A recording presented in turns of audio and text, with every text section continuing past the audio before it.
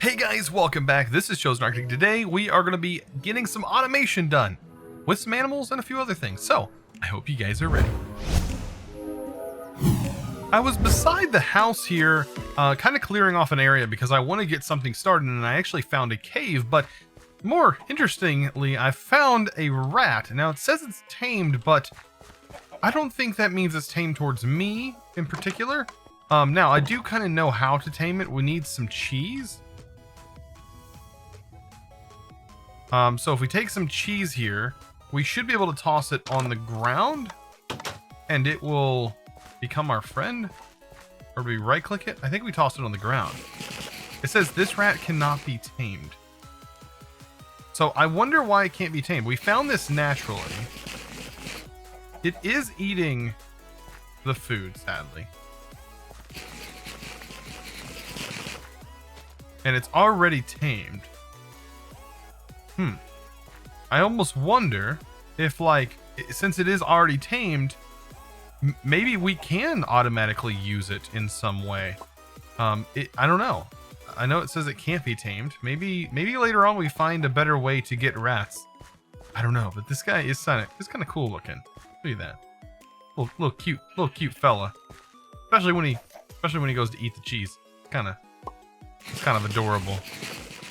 Kind of adorable. Anyways, today there's a lot of stuff that I really want to get done. So since we ended up going to the Nether, we opened up a lot of new stuff.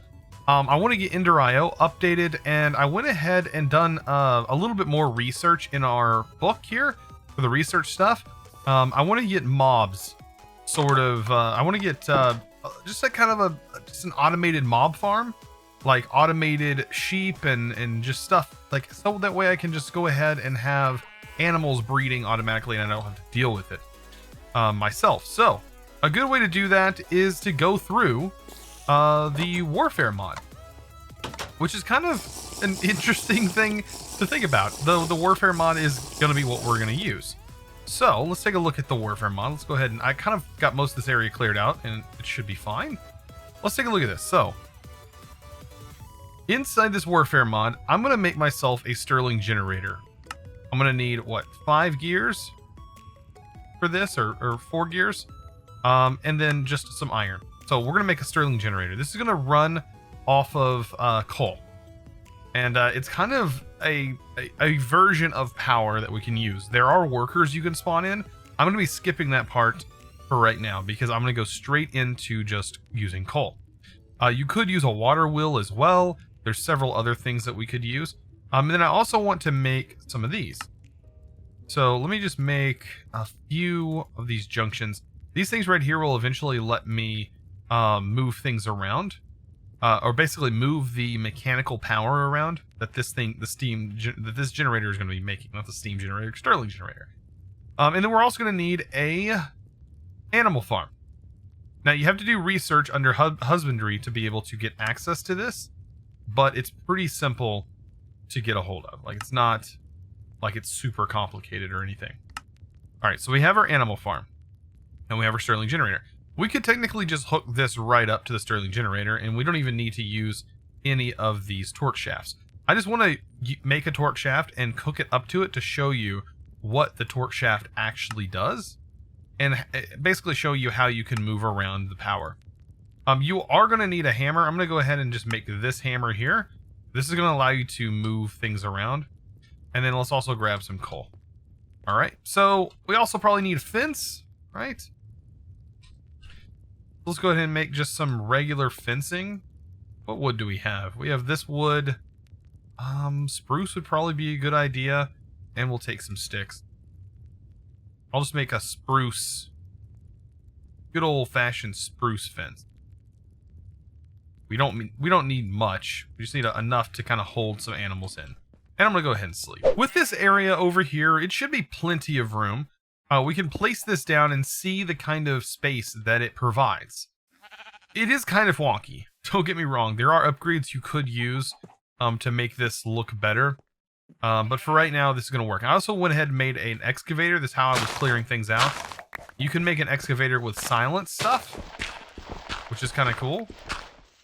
I want to keep things from getting in here other than the animals that I currently want. So I'm going to kind of clear it away, and this is where our fence is going to go. All right, so this whole area, it's rather large. I'm going to scoot it over 1 block, but you can customize the shape. If you don't want it to be this way, I'm going to show you how to make it like a perfect square if you want, just to sort of save on room. I think right here, right? Yep, that works. Excavate this, and there we go. We're good. All right.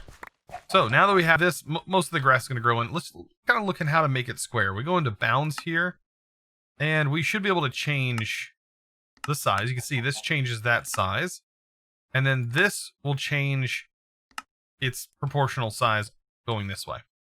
So here we go. We have this nice little square. So I'm going to go ahead and add the fence in. And I do add the fence around this block. What I recommend doing is getting a slab and placing a slab on the top of it. That way mobs can't get out. It kind of helps with that. So do we have just a slab laying around? Good. So yeah, just place a slab on top and it'll be ready to go. All right, here's the fun part. There's not any animals in here right now, but let's go ahead and place ourselves down a Stirling Generator. Kind of cool looking. And then we're going to place ourselves a torque shaft down. This is where you use the hammer. You can rotate it. And you can see it rotated. It sounded like a piston, right? And you want the big end connected to your machine and the little end connected to whatever block you want to be powering. And they'll automatically connect if you get it connected right. So, with this done, we can feed this some coal. It's going to hold stored energy. And then it also has a bar down here showing it's generating it. And you can kind of see how it's moving things around, right? There's nothing in here, so it's not going to function. The cool thing is, though, is you can go down here and click Other. This is going to set the maximum animals that are allowed to be inside this pen before it kills them, right? Because this will automatically kill things and collect it into its internal inventory, which I think is awesome. Now we need a way to get animals in here. And we don't have a good way to do that yet. So let's make an item that is going to help us move animals around. And it's not that difficult to do. We just needed quartz to do it. So we'll throw some quartz in here. And if you throw quartz inside of an alloy smelter, and you have 4 pieces of quartz, I believe, it is going to make fused quartz. And that's exactly what we need for this recipe. Looks like we also need some more coal. Of course we do. Yeah, it's going to be making some fused quartz. It's going to take a little bit because it is a alloy. Another alloy that we're going to need is, that we also had to get in the nether, is going to be gold. And this one we don't need as bad. This one's like kind of what you use to cap off your soul vials. Because that's what we're working on is soul vials. We're going to need soul sand for this. And this is going to make solarium. Like I said, I want to get this Ender IO updated today. We're going to move it to the next level, and it's a bit more efficient that way. And I also want to clear out a way to sort of go underground. And I have some ender pearls, so we might make some elevators, just letting us go directly underground. I don't know, or staircase might actually look better. I bet a staircase would look better in this build. So, that's done. We have our 3. It's going to make 1 more, but we can go ahead and get this set up for the next alloy, which is going to be the solarium. I went ahead and kind of got a little basement going down here. It didn't take too much to get done, but I can't really go this direction too much because of the distance down that it takes to get to this point. If I go over 1 more block, I'm kind of pushing into what is currently this, and I found that out. So currently this is where our farm is at. I would like to go that way. That would have been a little bit nicer, but I think we can make do with this. I think this will be definitely, this is workable. So now that I have the solarium and everything ready to go, I need to make myself a vial. Not just any vial, a soul vial. Now the soul vial is really useful. And as soon as you can make it, you're going to love it. I can pick up this rat, for example, and place it anywhere, right? So if I want to keep this rat in my base, say for later case use, maybe later on, when we figure out how to use the guy, we can totally do that. If I want to take this sheep here, for example, and throw it in here, and then go find another sheep, we're more than capable of doing so. So, or chickens. This also works with chickens. It'll auto-collect eggs, which is super useful as well. Oh yeah, by the way, we also need to make sure this is fully blocked off. Otherwise, things are going to be able to get out. Such as, yeah, that guy did. But we don't want that to happen. So make sure this is at least blocked off so nothing can get in here. And yeah, like that egg that just popped out, as long as there's mechanical power running to this thing, it'll automatically collect the egg. And I heard the egg pop. So if we look in here, we're going to see there's an egg. Nice. All right, so I'm going to make my way back. And I got to find some sheep. I also want to find some cows. And I'm going to get all of them placed in there. And then we can start placing the food that they require inside. Now that we have all the animals inside the pen that we want to start breeding, we need to provide the food and materials that this thing is going to require. So such things as wheat is going to be required for our sheep and cow, and then carrots are going to work for everything else, and then seed, or work for our pigs, and then seeds are going to be for our chickens. Now, like I said, this will only allow what you allow it, and you can allow tons of animals to be in here if you want. I guess overall that would eventually net you more food. So like if we allowed 16 chickens and 16 cows all in here, that would work. I think for me, we can do 12, and you want to do even numbers because that makes total sense. We can say max sheep. I'm going to leave max sheep at like 12 as well. I kind of want to raise these up. Everything but chickens. Chickens can stay at 8 because they're just going to be producing eggs. And they are going to be producing chicken, but it just seems like it'd be, I don't know, maybe we can do 12 for that. I just don't want to be overbearing on the eggs. Oh well, we'll just go up to 12. Now, we can put the food in there. And you can see it's working. It's only going to work, though, while this is actually functioning. So, and we still get experience and everything.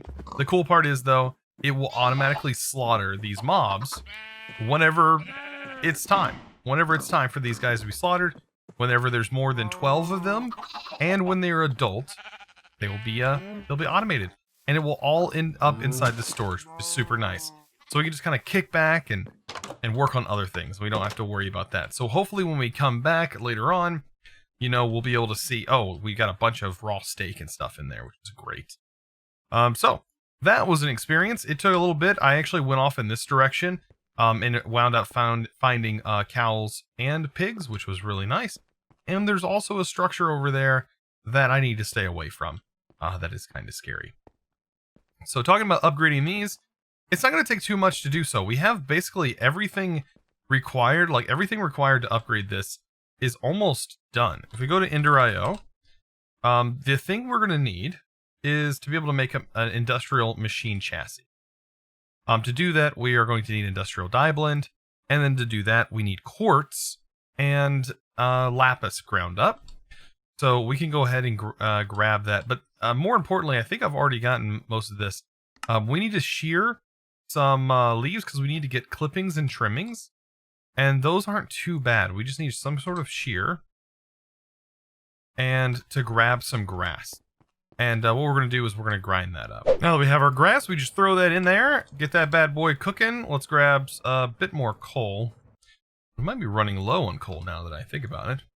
And we'll get this all prepped up. This is going to be making clippings and trimmings, and then we also need some slime. We'll basically take 12 of those clippings and trimmings, and it's what's going to allow us to make organic green dye. You can see right here, it's going to produce 2, which is going to be more than enough. Now, the black dye, we can already get going because I'm pretty sure we have some coal that has already been crushed. And we're going to need some slime for this, which is already in our inventory. So I'm going to take, how much does it require to make this? 6. So there we go. We'll just do 6 right there. Just make 1 right off the bat, and then we're going to be good. You can see it actually goes pretty fast, and this is going to get everything upgraded. While we're waiting for things to be upgraded, we can go ahead and make the simple machine chassis while we're here. There we go. Simple machine chassis, and now we're ready to go. So simple machine chassis is what we're going to be upgrading. We actually need machine chassis for each one. So there we go. And then we're also going to need to worry about upgrades or basic capacitors. So this should be pretty straightforward as well. Each one of our machines is going to require a basic capacitor, so it's probably better off getting it done now than later. All right, so now that we have the clippings and trimmings, of course we can throw this in here. And this is going to be almost the last thing. We need to stop this process and get quartz in here and lapis. And we only need a little bit from each. It's only 4 from this, right? 4 you see here, and then 2 lapis in order to get this whole process done. Super exciting. Now that I have the last few bits ready to go, we're able to make 6 industrial dye blend, which is perfect. We're going to now combine this in the alloy smelter in order to create the machines that we need. Now, we are going to be able to upgrade some of these machines using the current machines that we have. But when it comes to the alloy smelter, it's almost easier to just go ahead and make a fresh, regular new alloy smelter and not to worry about this one. Now, the sag mill and the Stirling Generator can be upgraded, and I'm going to show you here in a minute. So now that this has run its course, we're going to get our last one. Let's go ahead and take this. Get the last one there. We can go ahead and move these machines.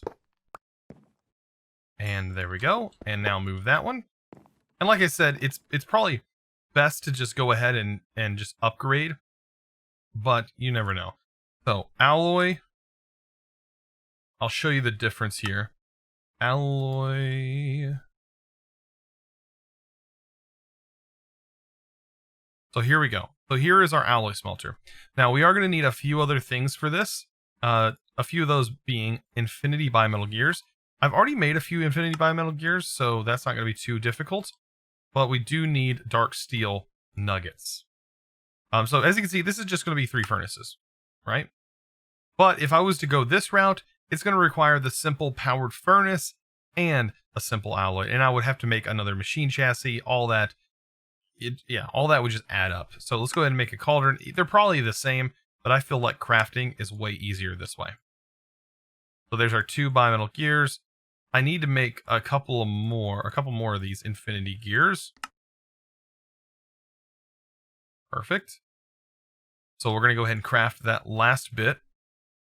And like with these episodes, I've been trying to stay out of the crafting table as much as possible. For you guys, I know that crafting is a big part of Minecraft and a big part of mod packs. But I have been trying my best to stay out of them as best as possible. So let's get 2 more for that. Just Ender IO. I actually enjoy the crafting for Ender IO. So here is our upgraded alloy smelter. Go ahead and make the other bimetal gear. There we go. So now we have all the bimetal gears that we're going to need. We're going to need the Stirling Generator. Right, where is it at? Simple alloy, Stirling. So Stirling Generator, this is going to be like this one right here is a lot better because you can just use the current one, which is great. So there's our Stirling Generator, and same goes for the sag mill. The sag mill can use itself as well. So all of these are upgraded. Great. Let's go ahead and throw that in here. And we can get these situated in a little bit nicer arrangement. I will fill this hole back in, believe me. But the Stirling Generator is going to go into the center. Where's our Stirling Generator? Right here. Stirling Generator. We're going to have a sag mill, and then we're going to have an alloy smelter. Very simple, very straightforward. Now, what we can do with this is we can automate ore processing. Let's go ahead and put our basic processor or basic capacitor in each one. That way it can start to build up. Now, these don't leak anymore. They don't leak power, which is great. And we're producing 60 RF per tick, which if you look, these are only using 60 RF total. So they can both run seamlessly and it will produce enough power for it. Now, I do have some Ender IO conduit that I wanted to make. Let's go ahead and dump all of this good stuff in here. And let's go ahead and get some chests. And we can kind of start working on some stuff. So, Binder. So if we can make some binder here, I think we have enough stuff to make it. We're out of sand. You know, you'd think I'd have a bunch of sand, but I really don't. Let's go ahead and make... I'm going to go ahead and grab some sand, I guess. I'm going to get this upgraded. Get that repaired. Yeah, I'm going to go grab some sand. Probably grab some clay in the process, because I really want to make some regular Ender IO conduits and make some item conduits, especially. So I'm about to make this way more complicated than it probably should be, but it makes things look way cooler and nicer looking. And I find that making things more compact and hidden and just things like that definitely add to an aesthetic that I like to go with. So what I can do is make these crates. Now, they're not the greatest storage container in the world, but they do exist. So this is from Mr. Crayfish's mod. Now, I am going to need to take, looks like a little bit of oak somewhere. Let's see, oak. Sure, we have some. Awesome. So I'm going to take a bit of this and just convert it into its wood counterpart. And so, yeah, we're going to make a few crates. The good thing about crates, though, is you don't have to worry about how they open, per se. Like a normal chest, you can't open it if there's a block above it. Well, if we change the way this functions, so let's say we're going to put it right here. If we change how this is set up, we can effectively make the crate say, okay, we put the crate here, and down here is a crate. And then this crate, like we have an input chest and an output chest, and we have a buffer chest, right? And then in between that, we can put a Stirling Generator in the center, and put our alloy smelter on the side, and put our sag mill right here. So we have the start of the process, and then our buffer chest is going to go here, and then right here is going to be where everything is output. And then we can just close in this piece. And it's all in the wall, all secured, and you won't be able to see anything. But I have to wire some stuff up. The good thing is we have item conduits, which works perfect for this example. Let's go ahead and get back here. And then I'll explain how we're going to set this this item conduit routing up. It's not going to be that difficult. But yeah, it does take a little bit of explaining. Let's go ahead and place the conduit here, and then I'll have one going up and connected there. Let's go ahead and open this up a little bit so I can walk back so we can configure some things. So this is going to be our main, actually, you know what, we could probably just remove this and just leave it connected here. We don't need them connected to our buffer chest like this. So what we're going to do is this machine is connected to the top of this crate here. So what we're able to do is go, okay, we're going to pull into this inventory or this inventory from that crate. That's going to go inside this thing. And then the output here, I want the output to be set to the back where it's pushing. It's going to push into this conduit. I want this conduit to be on a green channel, and we can set this to always active on extract on the green channel. Now this is going to be the green channel. We're going to set this to insert on the green channel, but our extract is going to work a little bit different because we need to pull items out of this thing that can be pulled out and can be inserted into our alloy smelter. So to do that, we're going to set this to a brown channel, always active. And that's as simple as that. We just created a new channel. This is going to be insert on the brown channel because remember, we're extracting from this barrel over here, and we want our items from the barrel to end up into this alloy smelter. So for that, it is going to be put on the brown channel on insert. No longer do we need to worry about extract because we're not putting that anywhere else. Where we are going to export items from the alloy smelter is just from the top. So we can just import into the barrel and just set that to push. And that is going to push the items into that container. So this whole back area is completely finished. So we can kind of fill it back in so we don't have like crazy mob spawning or anything like that back here. We don't have a zombie just moaning like I hear right now. It's just randomly. Everything is well and done. So that's it. That is exactly it. Now, if you wanted to have a system that automatically recognized coal, so say you are mining coal, you can have this down here pull anything that is burnable, and so you could automatically put your coal down here, and that'll keep that always running. or anything that can be burned. So let's take a look at our ore. Right now, we can go ahead and also dump all of this. I do want to eat my bowl of Indirios, so let's keep those. But as far as our ore goes, we can process everything except for platinum. Platinum can only be currently processed via thermal expansion. But right now, place this down here, and we have ore processing ready to go. Look at that. It's going to start processing our ore, and yeah, putting everything down there. Now, let's go ahead and eat our Indirios.